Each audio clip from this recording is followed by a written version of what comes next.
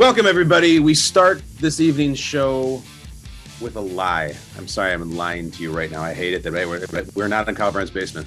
That is a lie. This is the first time we've ever done the show anywhere from other than the basement. We are in Kyle Brandt's hotel room. I am staring out at a beautiful view of the AC unit right outside my window, my first floor hotel room. I'm in London right now. That's why I have the UK shirt on. Very exciting times. I'm here with my friends from Good Morning Football here in London, England. It is very late. You're gonna get some sort of weird, strung out Kyle in the Kyle's hotel room show. But welcome, London. All kinds of amazing things about London. I will share them throughout the week as I continue to do the shows this week, and we'll get to all the NFL action today. First observation about the wonderful British people: man, they love smoking cigarettes. They love it. They smoke over here. It's big. You know, all the taboos we have in America about nobody smokes anymore. They like the cigarettes here. They like them still. Like it's a Marlboro Man in 1982 or James Bond, Sean Connery way back in the day. And it's crazy because on the cigarette packs, they have like those pictures of like rotten livers and like decomposed lungs. These crazy, disgusting pictures. They don't care. Go right through it. They smoke.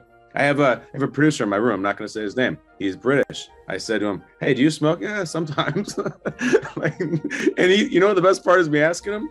He thought I was asking him because I was interested in having a cigarette, and he would have given me one had he had some.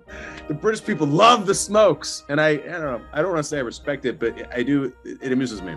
Anyway, you know who's smoking today? Oh my God, so many teams.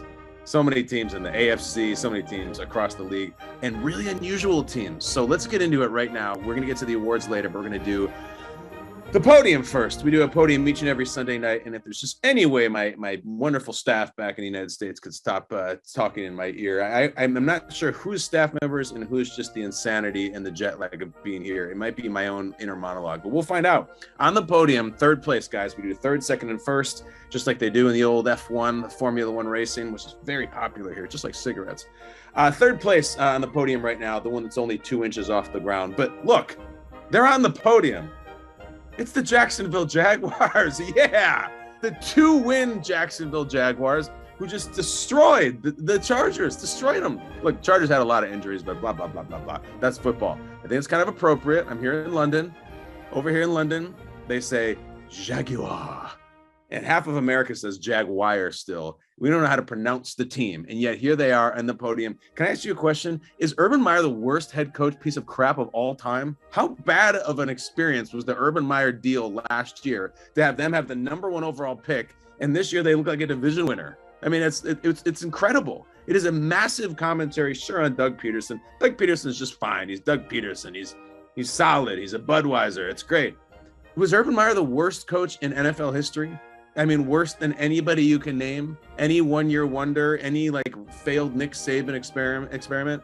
Like, what an absolute piece of dog crap experience that was, that just gets worse and worse and worse. Just terrible look for him, that they're positive and they're fun and they're athletic and all these draft picks they put together really are good. And Trevor Lawrence looks exactly like Trevor Lawrence was supposed to coming out of Clemson. I'm supposed to celebrate the Jacksonville Jaguars today. They just destroyed again the Chargers team. But I just find just getting digs on an Urban Meyer because it was just such a disgusting, disgusting performance over and over again. And people just can't wait to line up and hire him again. Oh, you want to come be a broadcaster? Sure, come sit at the desk. It's pathetic. But the Jaguars, oh yeah, I can give spots to anybody I want to on the podium. There's 32 teams. A lot of them won today. Jacksonville Jaguars. ETN had some massive runs. Everybody just laughed at that Christian Kirk thing about why you paying him that much money, because he's really good. Really good. I can't believe I'm talking about the Jaguars. It's media poison. You probably hate the show right now because I'm talking about the Jaguars. Don't. They're good. They're really good. I don't know how good. I don't know if they're going to fall on their faces, but man, they look good right now. They deserve to be on the podium. You deserve to listen to them. Listen to them while you smoke your cigarette, you beautiful Brits. Second on the podium, our de facto silver place medal after the week 3 action here. I think the Eagles are the best team in the league, guys. We're going to have to talk about Buffalo. Don't worry. We're getting to them. And Miami. You just sit tight, okay? I think the Eagles are the best team in the league. There's going to be so many takes Monday morning. I'll get later in the show. I always end the Sunday night show with the take buffet for Monday morning. There's going to be so many takes about them birds. Oh, my God. Hurts, Sirianni, the Eagles. They absolutely just rolled today in a nothing game against Washington. It's terrible. It was funny. It was 24-0, and Washington got on the board with a safety, and you had your rare 24-2 score. Is that scoregami?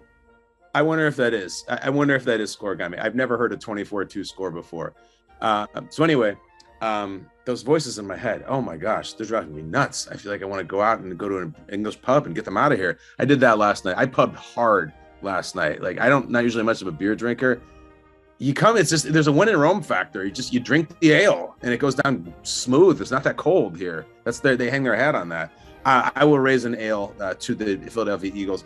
There's not much to say about the game. Hurts played great again. The defense had sacks. Washington looks terrible. There was this like sticky sweet little Carson Wentz revenge thing that's going to happen. Nope. It was actually complete validation for Philadelphia, their front office, and everybody who decided that Carson Wentz is not the guy, who decided Jalen Hurts could be the guy. He is the guy. I think they're the best team in the league. So Tampa lost. They got knocked off. The only lossless teams, undefeated teams, Philadelphia, Miami, who we'll get to, the Giants. Am I forgetting any? I don't think so. I think that's it. But we have to get to the most important one right now. The first team up in the top, gold medal on the podium, standing high above not only the second and third, but the 29 other teams who aren't even on the podium. Your undefeated Miami Dolphins. That's right. 3-0, thrilling win over the Bills, bizarre win, controversial win, all kinds of things. We had a butt punt. We had Tua leave the game and collapse and come back. Seems pretty weird to me. I don't know how he was allowed back into that game. I'm reading the stuff that Ian Rappaport is tweeting that it's actually his back. Did that look like a back to anybody? I don't know. I hope it is, but it seemed really mysterious. You had strange Buffalo Bills at the end of the first half, at the end of the game. We have a lot to talk to our buddy Josh Allen about this week. Josh Allen will be on this week, as he is every week, in the hotel room. I'll talk to him here from London, and we will ask the hard questions. There were some strange things. He got a personal foul for going after Christian Wilkinson. Is that his name? Wilkinson, right? Wilkins, who is like a real bleep stirrer and has always had a knack for pissing people off, sometimes for allegedly grabbing their groin. So we're going to talk about that. But what we have to talk about tonight is the Miami Dolphins. The Miami Dolphins are the biggest story in football. The number one story in the NFL is the Mike McDaniel, Tua Tagovailoa, with brief appearance by Teddy Bridgewater, 3-0 Miami Dolphins. It's incredible. Again, let's just do the recap here. For the Mike McDaniel thing, this is how you get to the top of the podium. First game ever as a head coach, beat Bill Belichick handily. Second game ever as a head coach, have a massive comeback against John Harbaugh. Third game as a head coach, you beat the best team in the league, and you beat them in very dramatic fashion, and you are the story. They are the team. I think probably Philadelphia is the best team in the league. I don't know if Miami's. Look, Buffalo, I know what you're thinking. Both the safeties didn't play for Buffalo. There are a lot of injuries in the secondary, but the defense played well. They didn't give up Miami a whole bunch of points. It was actually the offense who couldn't get it done at the end. So this is not a Buffalo conversation. God knows we have many of them on this show, apartment or hotel room, basement or otherwise. But this is a Miami Dolphins thing. Von Miller was given a lot of opportunities after the game to give excuses and to point to the depth chart and injuries, and he wouldn't do it. And I credit him. Needed some more plays from Bond today. Needed some more plays from a lot of the Buffalo Bills. And we're going to get to this in a second too. In fact, we'll just get to it right now. That's your podium. Third place, Jacksonville. Second place, Philadelphia. And first place, the undefeated first place Miami Dolphins. Who lost the day? Who is the biggest loser on the day? Look, there's a lot of them. The Raiders just suck. We'll get to them in a little bit. Obviously, the Chiefs lost. The Buccaneers lost. But you know who really lost the day? Ken Dorsey. Ken Dorsey, offensive coordinator for the Buffalo Bills. You saw it. It's in a time when if you do any sort of animated pose or facial expression on camera, you will be memed to oblivion. If in a time when if you just do a strange little facial twerk, you're memed. You cannot have a complete conniption fit like he did. They go to that thing. They got that camera, right? And it's the coordinator camera, and they've gone to it for years. And you go and occasionally you'll get a good reaction of defensive offense coordinator calling the play or whatever. The Bills at the end of the game run out of time. They only need a long field goal, and they throw it to Kenzie over the middle, and he can't get down in bounds, and Josh tries to get it, and he just can't. They can't get another playoff. It's a very dramatic, very frustrating loss, and they go to the coordinator, Cam, and of course you think Dorsey's going to be pissed. Have you seen what he did? You have to have seen it. He takes the headset off and smashes him, and then that hit his little moment, right? But then that wasn't enough. Then he took the Microsoft Surface, which I can't do or it'll end the show, and smashes it, and then it seems to be, tell me if you saw this the same way, it seems that a second member, like a second shooter on the grassy knoll, comes in to cover the camera, to cover it. Like someone jumps in front of that bullet for him to try to stop it. It was too late. The bullets were already gone. It is a full emotional meltdown of a man just on the edge of frustration who loses it. We are going to be seeing video of that in the next 5-10 years on the internet. It depending on how the Bills do with Dorsey and if he stays or becomes a head coach, that is a tattoo for him. That is a permanent tattoo on him, on his career. He will probably go on to become a head coach someday. He may go on to win 10 Super Bowls. On the moment he wins that 10th Super Bowl, some wise ass will still bring up that video of him slamming the stuff as a coordinator in 2022. That is never going away. That is a life tattoo on him. It is a hell of a gif. It's a hell of an image. And as a coach who just wants to be about football, and you don't want that following you around, that is a big loss on the field and on the internet and on his flesh for Ken Dorsey. There's some bad teams out there today. The Bills are not one of them, but Ken Dorsey, you lost the day.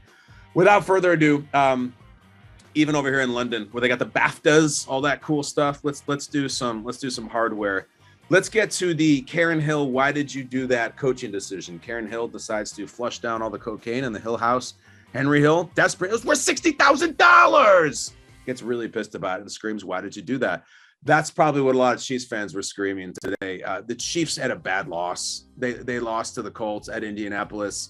Didn't put up many points. Tight. Two things. Andy Reid calls for a fake field goal with under 14 left in the fourth quarter. Casey was up 4. Odd. I guess you go with your gut there, but it didn't work. But more importantly, the headline here, end of the first half, Bieniemy, the offensive coordinator, who calls a run. They just decided to run out the first half. Mahomes pissed. Mahomes was really mad. And there's a great shot. It's on CBS, and Nance and Romo are on the call. I'm not exactly sure why Nance and Romo, the number one team, were doing Chiefs Colts, but they were. And they were all over it. And Romo was talking about how they're angry, and Mahomes didn't like they played it conservative.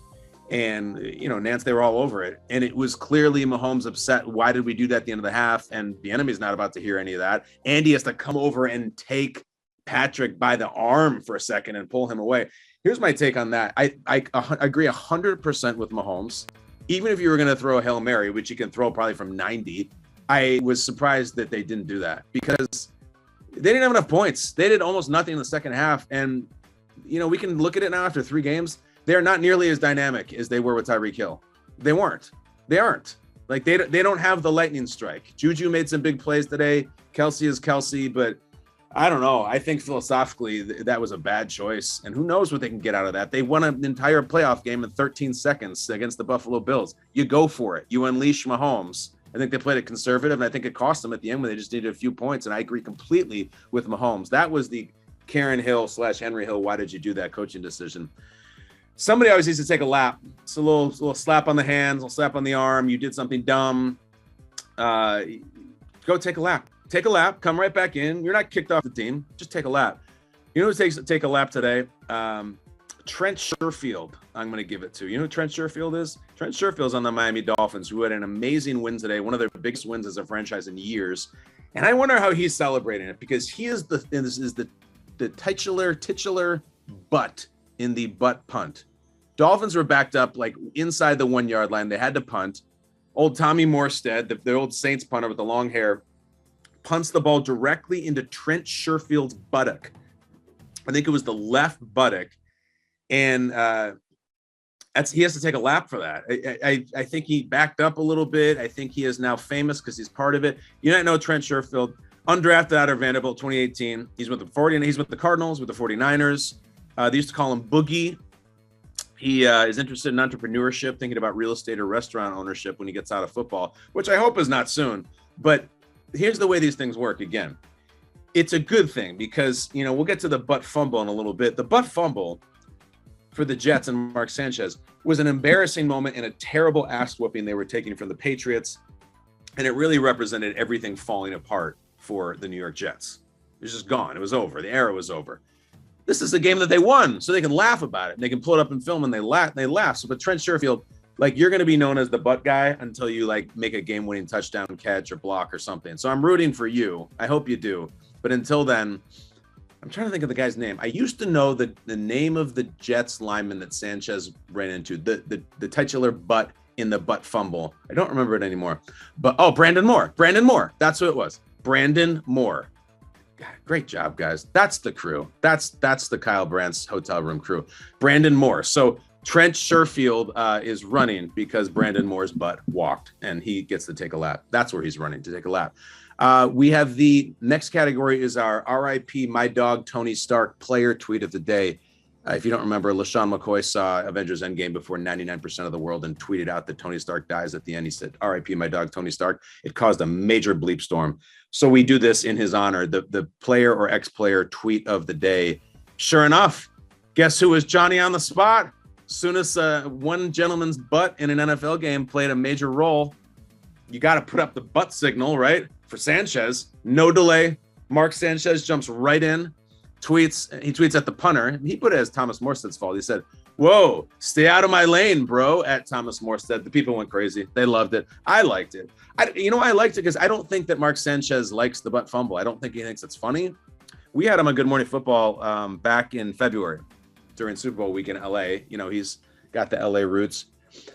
We didn't ask him about the butt fumble, but we asked him about the time he was eating a hot dog on the sideline of a Jets game and got like busted for it. And he doesn't think it's funny. Like he doesn't have laughs about it. He told the story and he was a good sport and everything, but it's not like, yeah, man, that was wacky. And I think the butt fumble was way worse than eating a hot dog. So good for him. You know, you got to joke about the butt fumble if you're Mark Sanchez. I believe strongly about that for people.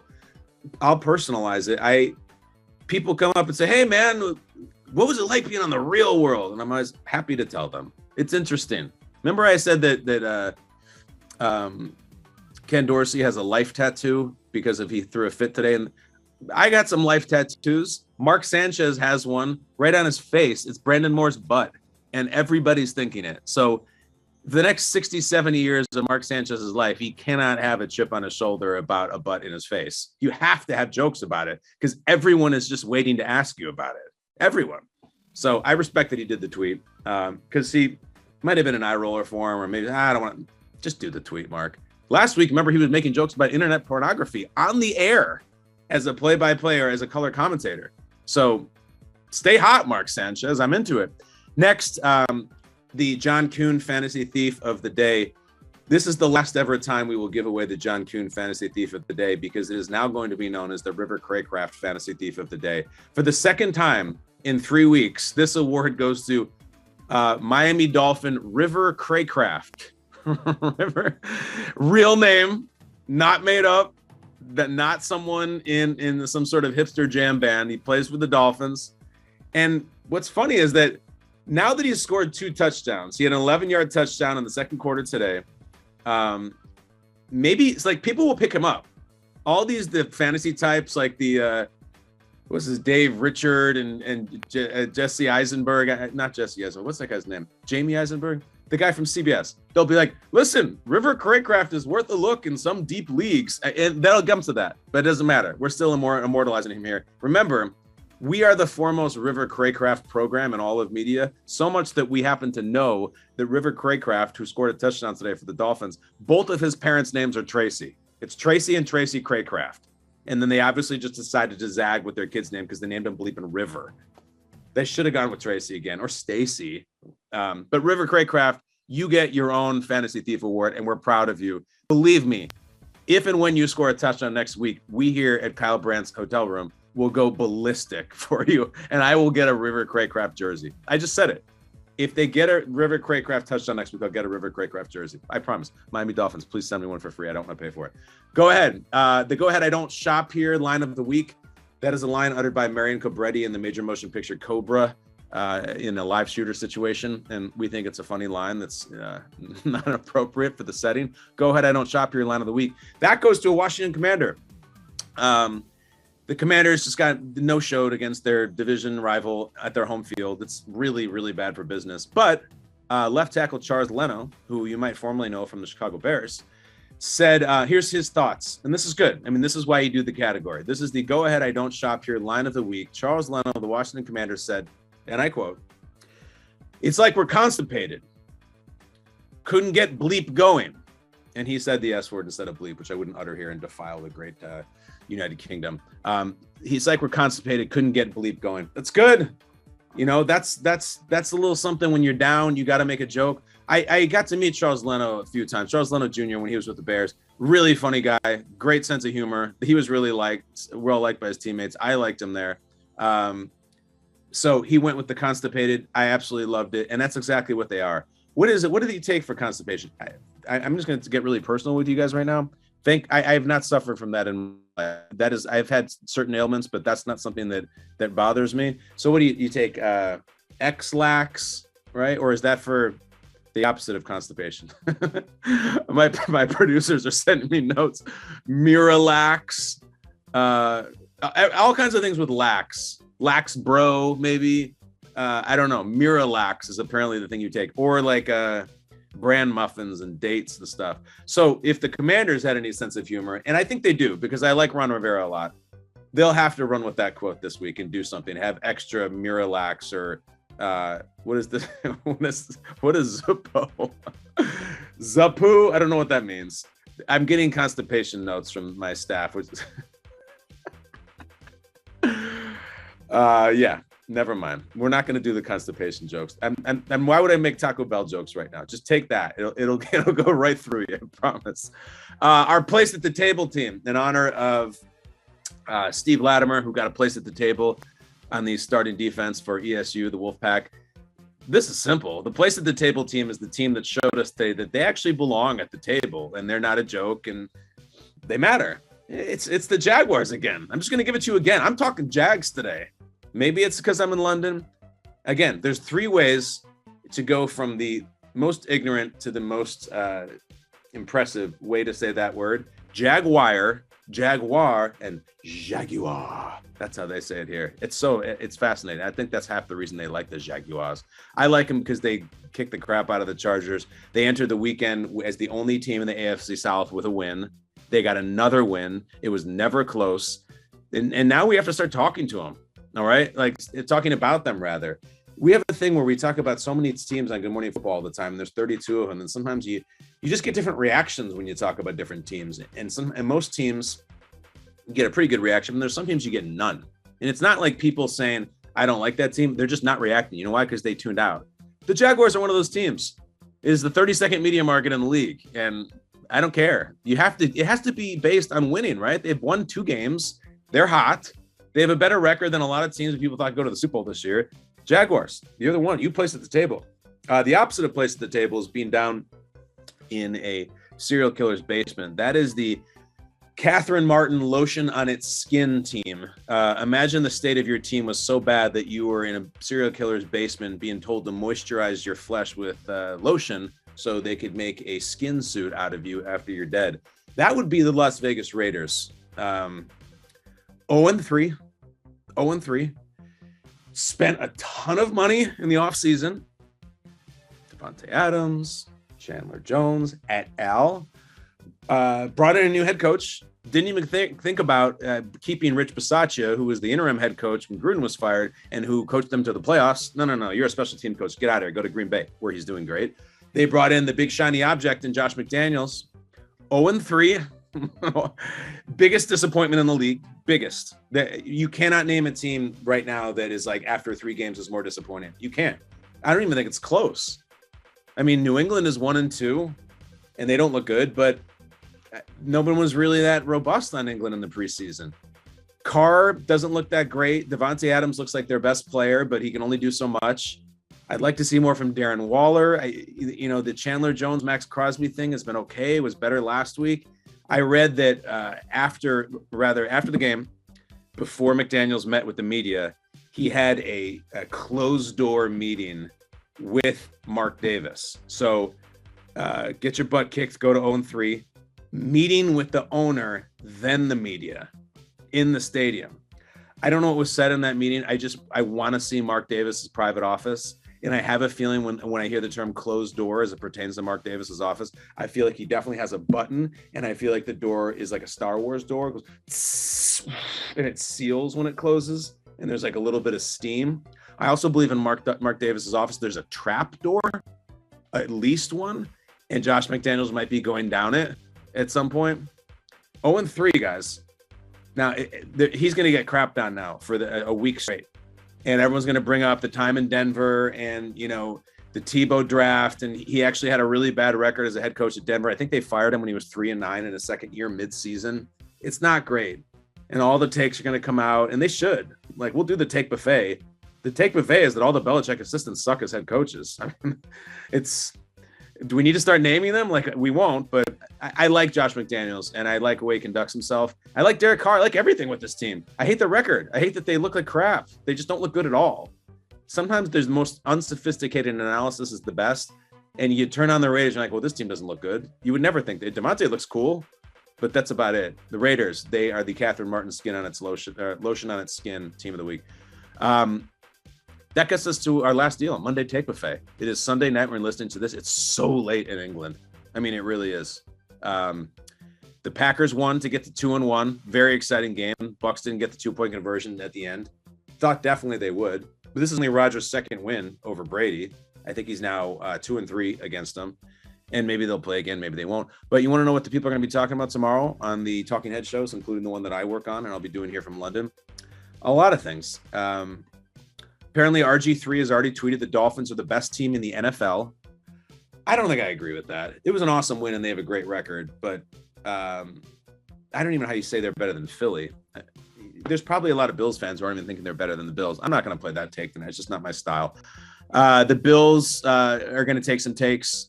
They're going to say that the Brian Dable thing now is finally catching up with them, and Dorsey didn't show composure. A lot of that crap. I don't know. That's kind of a knee jerk. They looked like the best team in the last 2 years, at least over the first couple weeks.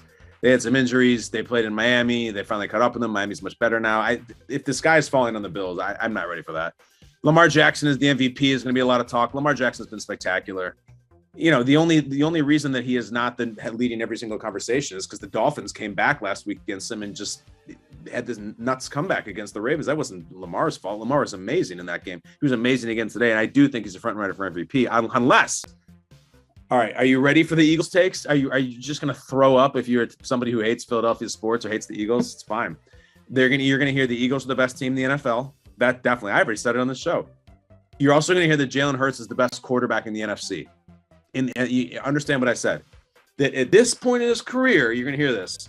Rodgers, is limited with what's around him, and Brady's too old. And really, Stafford, don't even start. Point to the quarterback in the NFC right now who's definitely better than Jalen Hurts. It's not a bad take, actually. The Vikings won today, and Cousins was good. Nobody cares. No one wants to hear about him. Everyone gave up on the Vikings after they got their ass kicked last week. That's fine. You'll hear a lot of Jalen Hurts take. And I'm talking about the best quarterback in the NFC that will be uttered. Maybe I'll say it. Tyreek Hill was really the best player on the Chiefs during their little run. You're going to hear that. Tyreek Hill is really good. Josh McDaniels will be the Pats offensive coordinator next year. Again, a one and done. I mean it. The club of the Patriots coordinators is really rough. I mean, I'm looking, just look on the sideline today. McDaniels is gone. Joe Judge is standing there. Matt Patricia's standing there. There's probably a bunch of other guys who would like to be standing there and can't get the job back. It's just never been good. We can go back to Charlie Weiss and Romeo Crennel. It's Belichick. It's not the coordinators. I mean, I'm rooting for McDaniels, but 0-3 sucks. You can go 0-2. You can't go 0-3. That's why I'm proud of the Bengals today. The Bengals are like, all right, enough of this. We're going to kick the crap out of the Jets. And they did. And we're not going 0-3. The good teams go 0-2. It's fine. There's been teams who have won the Super Bowl going 0-2. You can't go 0-3. It's kind of why I like this week. Can't go 0-3. You're out. Tom Brady, he looks old. He looks miserable. He did this run today where let's see who takes a bite. Let's just see. Let's see who's willing to take a bite in the a la the Max Kellerman. Tom Brady's going to fall off a cliff. It might be a good week to do it. even though like all his receivers were hurt, he just has never looked older physically. He lost at home to Aaron Rodgers. He doesn't lose to Rodgers, really. There'll be Brady takes. And then one from our own staff that Carson Wentz might be better off working on his faith-based food truck. If you don't know that, when he was in Philadelphia, he had a faith-based food truck which sold food, but it was called Thy Kingdom Crumb. And I thought it was catchy as hell, so to speak. And we came up with alternate names for him. And I think Sam Pepper said it just be called The Last Supper. I still think it should be a grilled cheese truck called Cheeses Take the Wheel. But it might be right. Carson Wentz, this is a big day for him, man. Against Philly at home, big day. He was leading the NFL in touchdown passes going into today, leading. But now he is not because, again, Washington was down at one point 24-2. And I'm up late for you, and I love you. And that is the Sunday show of Kyle Brandt's Hotel Room. I would like to make all sorts of like get freaky hotel room jokes, but that doesn't make any sense. I'm 43-year-old. My wife's like 5,000 miles away. It's terribly boring in here. Awful. There's a rainfall shower. That's kind of cool. It goes right from overhead. Like that's the kind of cool perks you get when you travel the world in the sports media. You also get to talk to you guys. Thank you. I'm out of here. I have shows all this week from London. Josh Allen will be coming on in a couple of days. Stay tuned for that. Watch Good Morning Football. Listen to Kyle Brandt's Basement or Hotel Room. Good night. And as they say here, cheers.